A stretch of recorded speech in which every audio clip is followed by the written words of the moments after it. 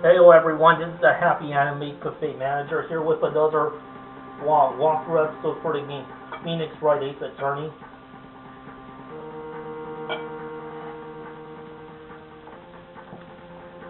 I can tell you right now I'm almost done with this chapter. Did I save game up to this point? No, I haven't. But just to make sure.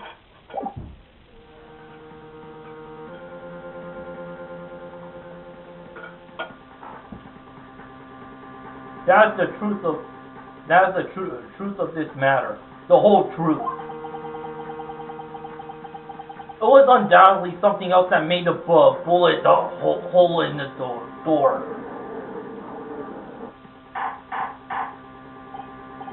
Order! I will have order. Mr. Wright has proven one thing to us quite clearly, that the murder weapon was fired twice at the time of the incident. However, as Mr. Von Karma says, the second bullet fired was not found.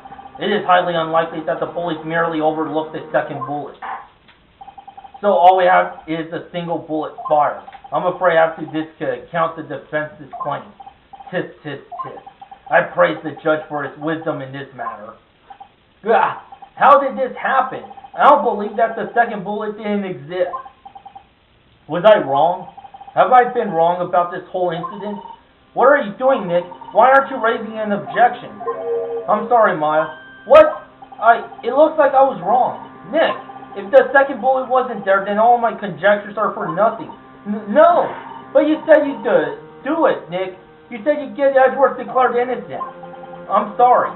It's just that when I saw the photograph in the two shots that have been fired, I was so certain of it. I thought I'd won. I thought there was another person, someone else who fired a killing shot.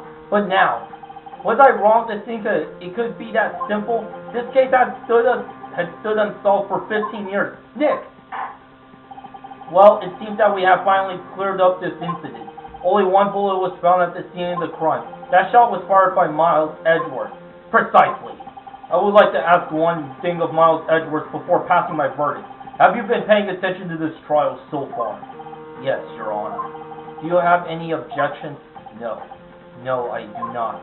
So you killed your father, though that was not your intention. Yes, I did. Oh no! He's confessing! Very well. The statute of limitations on the murder of Gregory Edgeworth runs out today. Therefore, I must pronounce the verdict on the defendant today right here. Right now! Indeed. Does anyone have any objections? I've been here before. It's just like my first day in court. There are so many things I know I should be saying, but my mind's gone blank. I can't find the words. Mr. Wright. Your Honor. I object. Tis, tis, tis. Mr. Wright, on what grounds do you object? Ooh, Nick, I don't know. His case is perfect. Oh no, Grah! It must exist. The second bullet. What? What did you just say? Nothing. The second bullet must exist. But where? Someone took it. It seems waiting is not going to produce us any answers from Mr. Wright. Wait, Your Honor. The second bullet, it exists. What? What we've just heard to prove that it did not exist. I realize that, Your Honor. I'm really grasping here. It's just someone took it from the scene of the crime. That's what happened. But who? The murderer. The murderer? Then tell us, who is this murderer? I'm still thinking about that one. So the criminal took the second bullet. Why would he? Huh? First of all, how would he have found it? It's not easy to find a stray bullet, Mr. Wright. Was there some pressing need for the murderer to search for that bullet?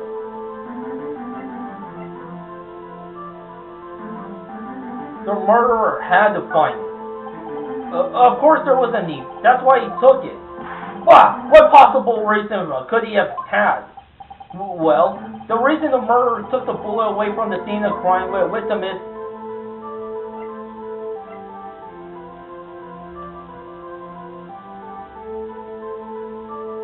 the bullet would be proof or the murderer was cautious. Or maybe he thought that the bullet would be used as proof. Proof? It was a special bullet, so he took it with him. If that was the case, then he would have taken the bullet from inside Gregory as well. Huh?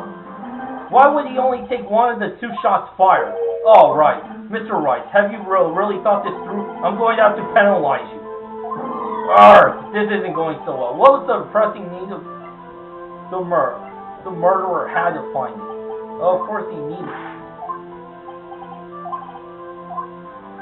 The murderer was cautious. The murderer was very cautious sort, you see. That's why the murderer had to search for that bullet. If that was the case, then would he have taken the bullet inside Gregory as well? Oh, great. That's my 3rd penalty. The murderer didn't need it. Why would the murderer have spent the time to look for a stray bullet? I haven't got a clue. What's wrong, Mr. Wright? The murderer had no reason to take that bullet. You don't want to admit it, but it's true. Had to take it. Had to take it. The murderer. What does that mean? You're thinking too normal. Think crazy. Don't think why the bullet was taken. Think why he had to be taken. Mr. Wright. Yes, Your Honor. I have no idea what I'm doing. The murderer had no intention of taking the bullet from the scene, but the murderer had to take the bullet. Had to, Mr. Wright? What do you mean? Well, for instance, what? Maybe the bullet hit the murderer? The bullet hit the murderer? Just saying, for instance. I mean, if it hit you, you would have to take it with you, wouldn't you? It's not like you could perform surgery right there. You know. Wait a second. I was just talking off the top of my head, but what if that's what really happened? Let me get this straight.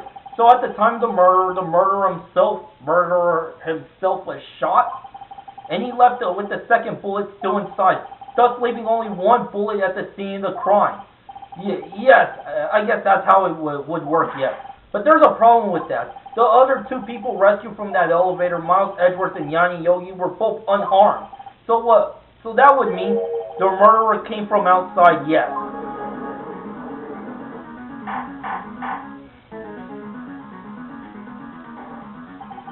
The 2 men fight inside the elevator.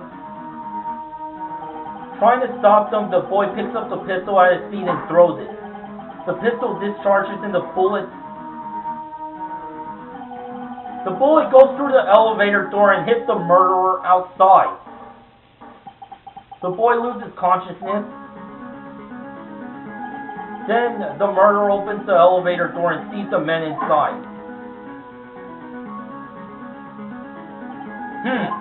Mr. Wright, you are truly the most unpredictable defense attorney I've ever known. I can tell you're grasping, yet I cannot deny the possibility of what you say. What are you saying? Deny it! Deny it! No one involved with that incident was wounded. There was no murderer. No one was wounded at the time of the incident. He's right. I can't think of anyone. Hey, Nick! Huh? I just thought of something really crazy. Crazy? Remember what Mr. Grossberg said yesterday. Gregory Edgeworth dealt a blow to his perfect trial record. Wow. It must have been quite a shock for Von Karma. He took a vacation for several months after that, you see.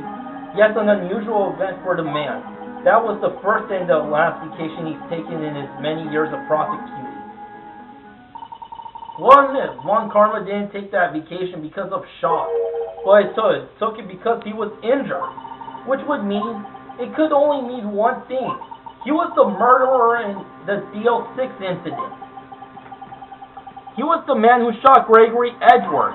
It was Von Karma. Oh man, something wrong, Mr. Wright? You seem dazed. No, Your Honor.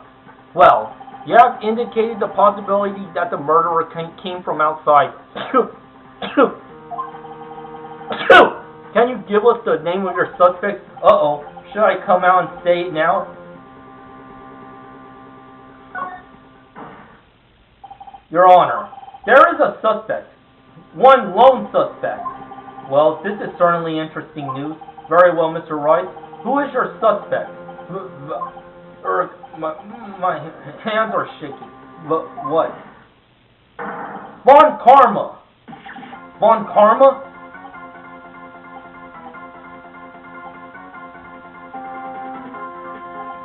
You mean the Von Karma, the prosecutor, sitting right there? Bah! You don't object. I see no need. Why honor this ridiculous outburst with my objection? Because you took a vacation for several months starting the day after the incident. Yet you pride yourself on a perfect record. Why would you take such a long vacation without any reason? So you're claiming that I took a vacation to heal my injury from the incident? Fascinating. Prove it.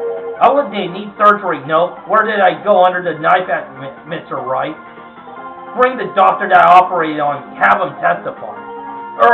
Nick, let's find out who his doctor is. It's no use.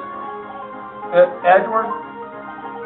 I know Von Karma, perhaps too well. He's perfect. He wouldn't leave clues. He probably didn't undergo surgery. That would leave a doctor as a witness. Nobody's that perfect.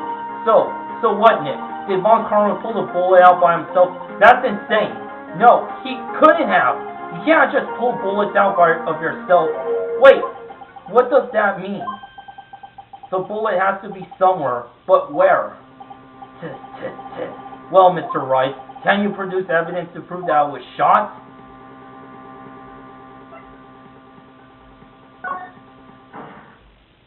Alright, Von Karma, I'll prove it. And I'll even use evidence. I know how much you like it so much. What?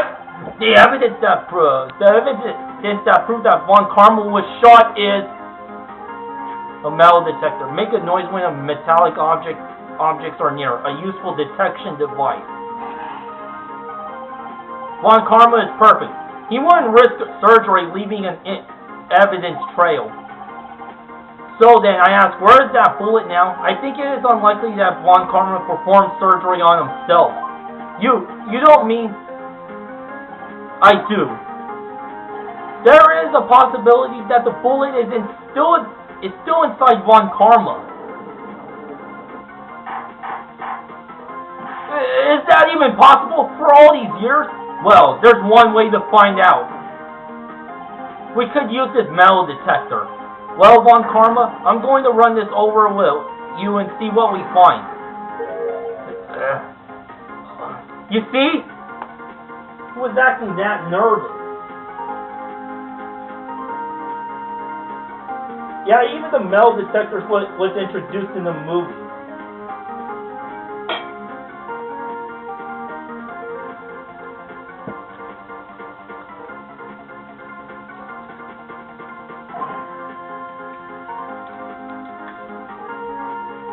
I refuse!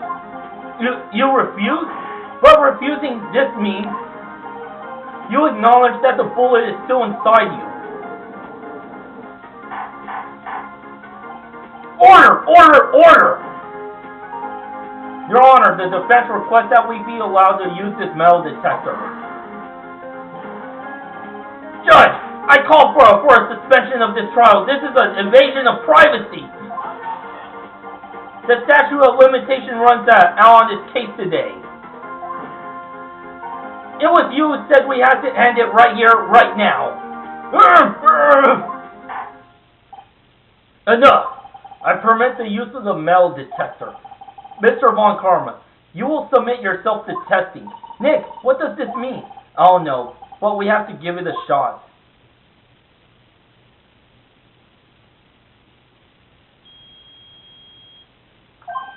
It reacted. Something's inside the right shoulder.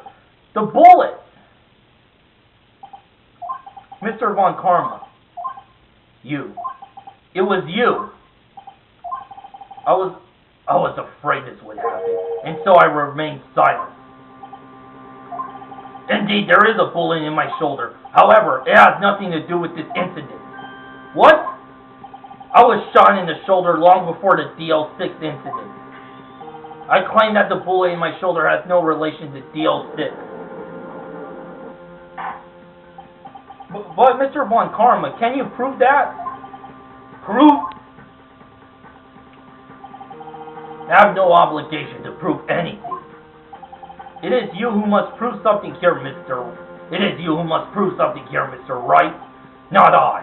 Mr. Wright, well, can you prove it? Can you prove that the bullet in Von Karma's shoulder was from DL6? Of course you can. You don't have any of the DL6 evidence. That's because you took it out of the records room yesterday. With no proof, you cannot convict me of any crime. So sorry, Mr. Wright. No, I'm the one who's sorry, Mr. Von Karma. What? You were close. One day away from freedom. You see, I have proof. What?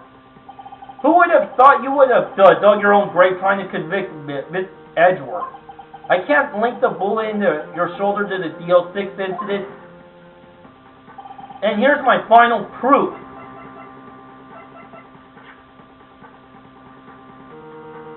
Still taken from Gregory Edgeworth's heart, still bears a clear ballistic marking. That's a bullet? Where did you get that? This is the bullet used in the DL6 incident. This was taken from the heart of the victim, Mr. Gregory Edgeworth. The bullet is preserved quite nicely with all the ballistic markings intact. Ballistic markings? You may recall the term. It came up in the first trial 2 days ago. Ballistic markings are the fingerprints of a weapon. All bullets fired from a gun and marked with that weapon's unique pattern. By examining the markings, you can tell which weapon that fired a bullet. It's quite accurate. We have 2 bullets in our possession. One bullet removed from Gregory Edgeworth's heart. The other, Von Karma, is the bullet buried in your shoulder. We can analyze both bullets. Then if the markings matched, we would know that both bullets had been fired from the same gun. The very same pistol, in other words, the murder weapon that killed Gregory Edgeworth. Mr. Von Karma, you will let us remove the bullet from your shoulder. Then we'll compare the ballistic markings to those on this bullet. And solve this case once and for all. Well, Mr. Von Karma...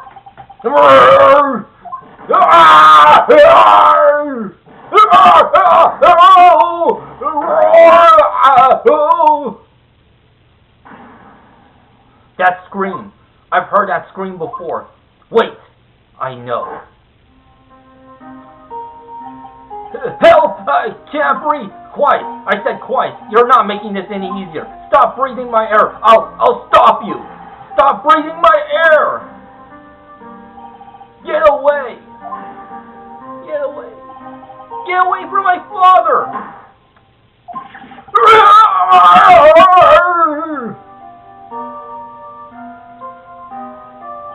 It's that scream I heard in the elevator 15 years ago.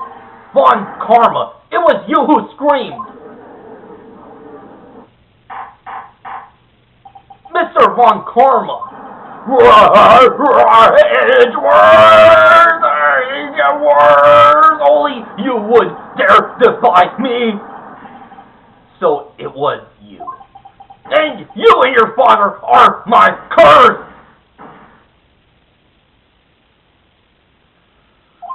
Your father shamed me with the penalty on my record! And you left a scar on my shoulder that would never fade. I'll bury you! I'll bury you with my bare hands! Talk about headbanger's ball 15 years earlier.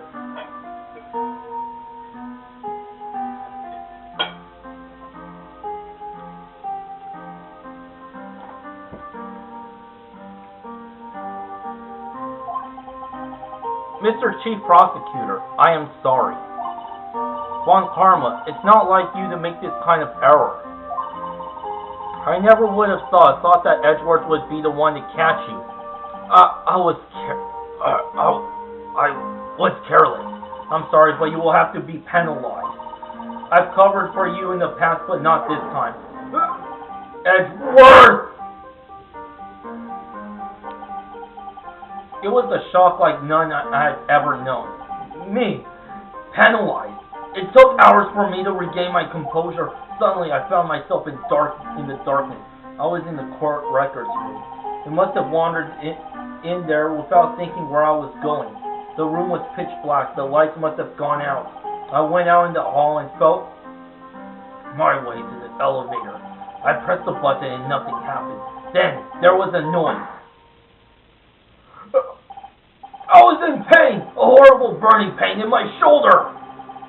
Just then, the lights came back on. The elevator door opened before my eyes.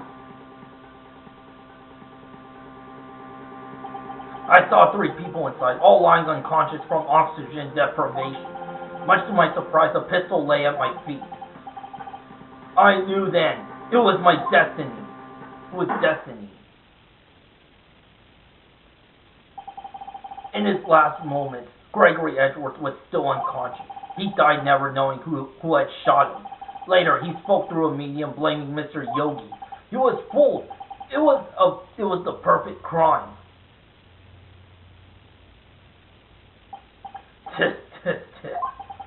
Who would have thought another man would have come to open that elevator door? Judge, what are you doing? Do your job. Bring an end to this miserable charade. Now, end it! Very well. It appears that we have come a very long way to the end of this maze. 15 years later, Miles Edgeworth. Yes, Your Honor. You were innocent. You are innocent. As you said, it was all a nightmare. Yes, Your Honor. This court finds the defendant, Mr. Miles Edgeworth, not guilty! Woo! Yay! That is all. The court is adjourned.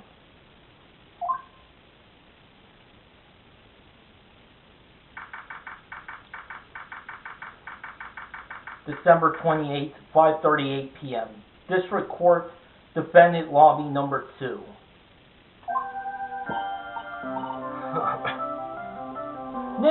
Nick, we did it! Did you see his face? Von Karma looked even paler than usual. He's pretending to be all cool, but inside you crushed him, Nick. Crushed! I gotta say, I'm impressed. Hey, it was pretty close though. I was sure we'd had it. I know it. I was on the verge of tears the whole time myself, but now it's all just a good memory. So it's finally over, Edgeworth. Right. Yeah? I'm not sure how to say this. I know. Try. Thank you. I see. Thank you, Wright. You're welcome. I think you could have done better than that. Ugh. Sorry, I'm not good at this sort of thing. You got a lot to learn, Edgeworth. Dear. Woo! Amazing, pal. You pulled through just like I thought you would. I'll never forget this. I owe you one, pal. And tonight, let's party. Dinner's on me. Yeah, my salary went down a bit this month, but who cares? See, Mr. Edgeworth, you should take a lesson from Detective Gumshoe. That's how you say thank you. I see. Whoa! I feel foolish. Don't worry, take it a little at a time. You'll get used to it. It's been 15 years since I've seen Edgeworth this unguarded. Hey, y'all. Lotta. Y'all were great in there. Thank you. Yo, Edgeworth, congrats. Thank y'all very much. I knew you were innocent from the start, of course. Just look at you. You want to stick your hand in the cookie jar even if no one was there. You were the witness on the first day of the trial, weren't you? Yeah, well, let bygones be bygones, eh? Speaking of which, what are you doing now, Lotta? Who, me? Oh, I went back to college. I gave up trying to be an investigative photographer pretty quick. Really? That's too bad. Huh? Isn't that the hot dog guy from the park? Huh? It's over, Nick. My life is over. Why the sad face, Larry? What happened now? Oh, Nick, I'm not long for this world. Huh? You don't look sick. It's Keontae. She's going to live in Paris. Paris, Nick. She's leaving me behind. Larry. Yo, Edgy, there you are. Yes, here I am. Congrats, Edgy. Here, a little gift from me in celebration. Celebration? That's unusual for you. Harry Foot, you come along tonight too. My treat, pal. Huh? Thanks. Looking forward to it. Yo, Nick. Yo, Nick. That's the suit that questioned me. That's the suit that questioned me. When he says treats, that's not police talk for prison food, right? Right? I think you'll be fine, Larry. Right? Yeah? What's up? That envelope that Larry gave me, it's got money in it. Well, yeah, that's not that strange. People give money away to celebrate sometimes. It's $38, right? Huh? Well, weird amount. I mean, it's not a little, but it's not a lot either. Always get the either or eithers mixed up. $38 exactly? Nick! Wasn't that exactly the amount of lunch money that was stolen from Mr. Edgeworth in school? $38? No! Larry, it was you? What are you so surprised about, Wright? Huh? Larry was absent that day from school, right? But that doesn't automatically rule him out as a suspect. What? Think back to the day 15 years ago. Larry took the day off, but he was bored. He came into school anyway. Then he saw the money lying there, and the rest is history. I never was good at history. Edgeworth, you didn't know, did you? I suspected. I just couldn't picture Larry protecting you like he did that day. Everyone else was saying you did it. The whole class was against you, remember? Yeah, too well. Right. You may not know this, but we used to have a saying back in school. When something smells, it's usually the butt. I know. Really, Wright. I'm surprised you didn't figure it out. Well, this is sure an unexpected turn of events, eh? Edgeworth. You should have told me. Now, Nick, it was 15 years ago. Don't you think the statute of limitations has run out, Mr. Edgeworth? I'd say so, yes. There, you have it. Grr. Where does that leave me? I became a defense attorney because of what you two did. Well, I'd call you a goody two-shoes to the extreme. Yeah, and you get worked up too easily, too. The death sentence for both of you. Man, if only I had known, I'd become a prosecutor. The same goes for me, only the other way around. For the longest time, I thought that I might have killed my own father. I thought I might be a criminal. Well, anyway, thanks for watching. Until next time, to be continued, baby.